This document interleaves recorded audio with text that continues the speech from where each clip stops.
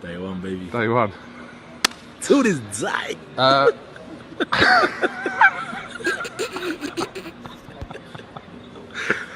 To this day. To this day. To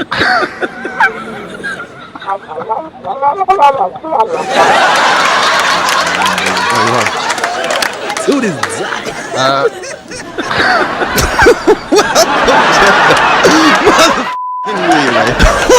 We're covering today's top boxing news. The events of this past weekend's fight really are dominating the headlines, giving us that much more to think about and discuss in the subsequent days thereafter. Even now, there are more particulars associated with the fight to mull over.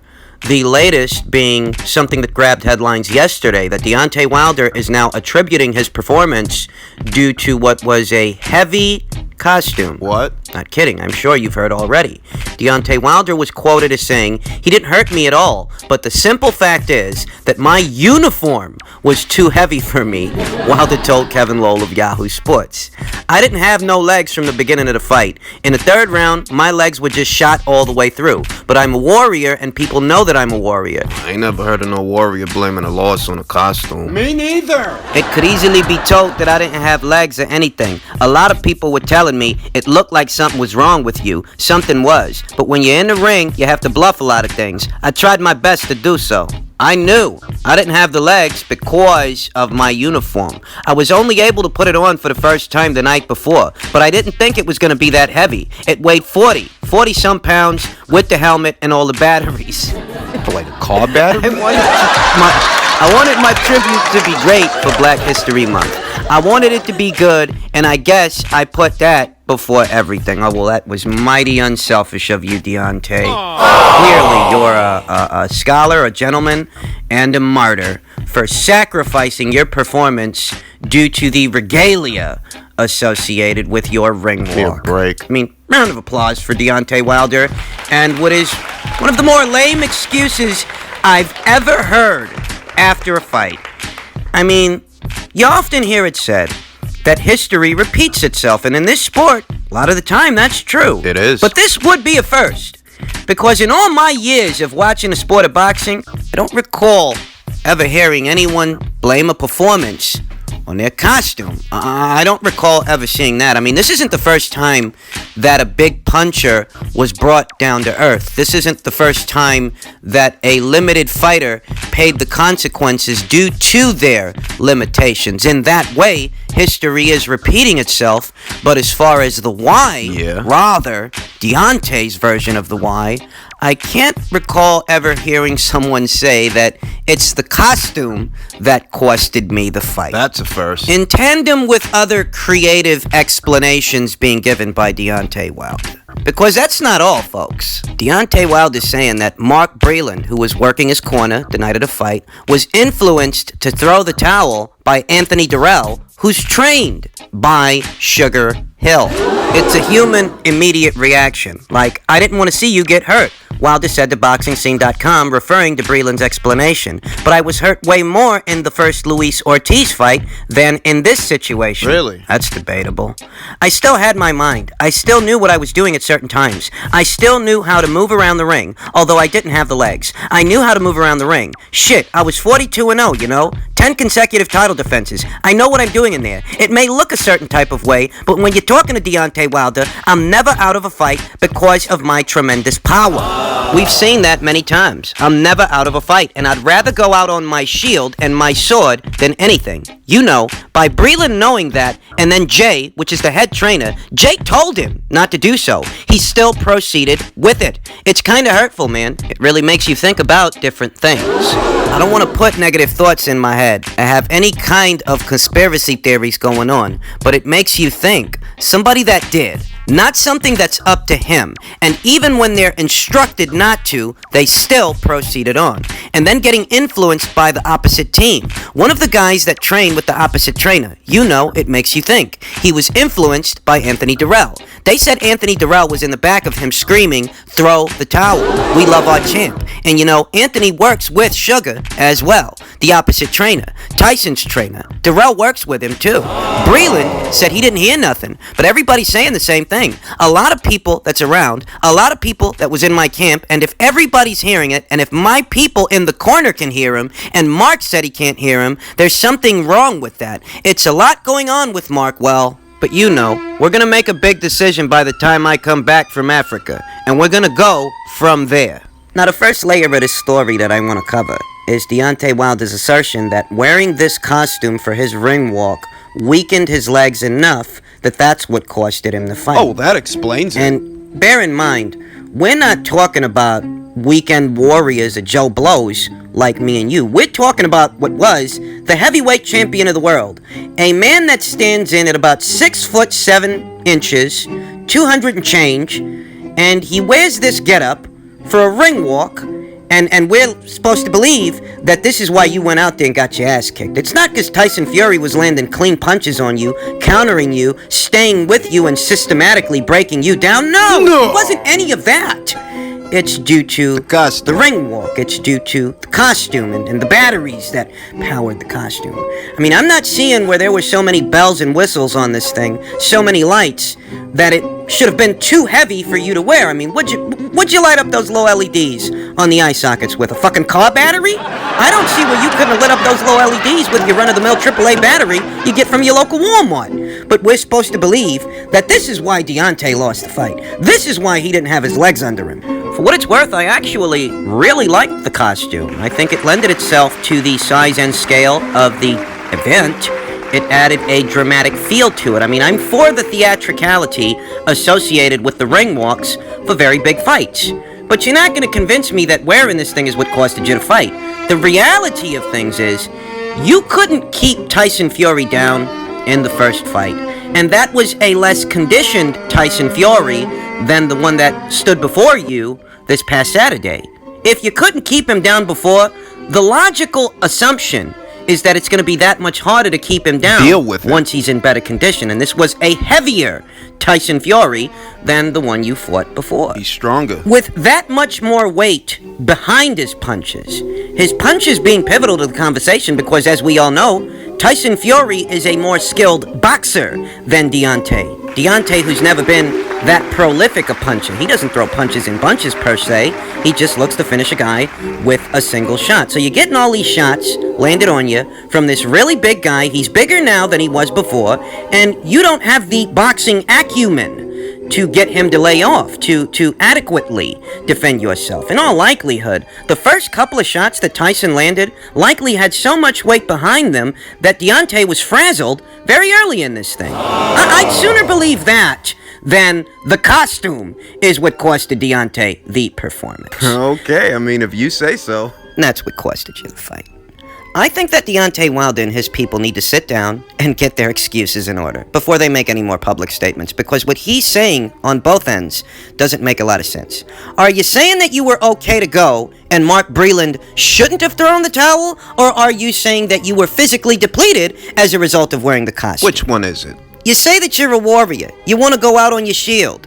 You're saying that, you were more hurt in the Luis Ortiz fight as opposed to this fight, even though you weren't dropped 2 times in the Luis Ortiz fight, and you weren't off balance as much in that fight as you were in this fight, because Wilder was all over the place in this fight. This guy got dropped by a body shot, and he looked like a little kid getting smacked around by his dad. That's what it looked like when he hit the canvas. In layman's terms, either you're saying that there was actually something physically wrong with you as a result of wearing the costume, or you're saying that there was nothing wrong with you and Mark Breland should have let the fight go on. It's one or the other, but it can't be both. Either you're saying you're okay to go, or you weren't okay to go. It's one or the other. It's 2 things. They're mutually exclusive. Yeah. It's really not hard to see what's going on here, folks. Deontay Wilder's not the first fighter to make excuses post-fight for a loss, and he won't be the last. From David Hayes' stubbed toe to this.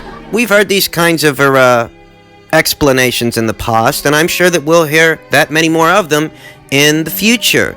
But this is a sport where it's not uncommon for a fighter to fight injured, to fight with a broken hand or a dislocated shoulder, fractured orbital bone, to fight on a sprained ankle. I mean, we saw Yuriorkis Gamboa basically go 12 rounds with Gervonta Davis on one leg. Whereas Deontay Wilder is trying to appeal to your sympathy by saying that my costume was too heavy, whilst simultaneously stating that because Anthony Durrell was seated behind Mark Breland, he influenced Mark, screaming to him to throw in the towel. So what? And that this is supposed to mean what exactly? What is this supposed to signify? That these guys are working in tandem against you? Is that what you're implying?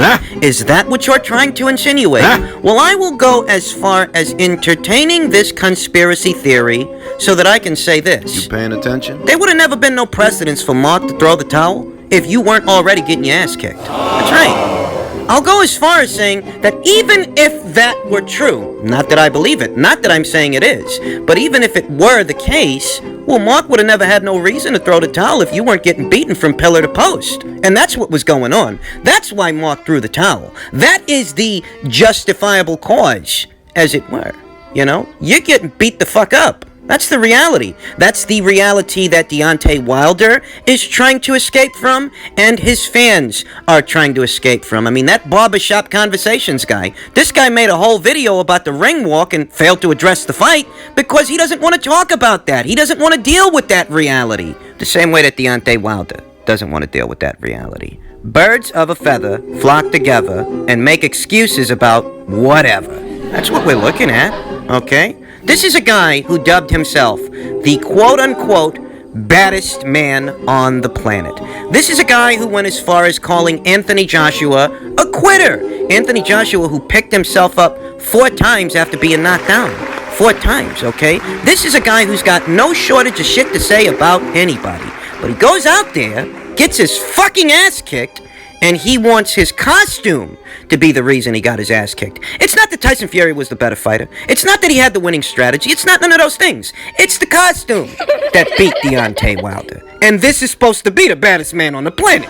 He's talking about LED lights and batteries and costumes and ring walks and Anthony Durrell and Sugar Hill and Mark Breland. I mean, he really is talking about a lot of stuff. But what he's not talking about is the guy that was actually in the ring with him, which has the biggest effect as to whether or not a fight gets stopped or a fight doesn't get stopped.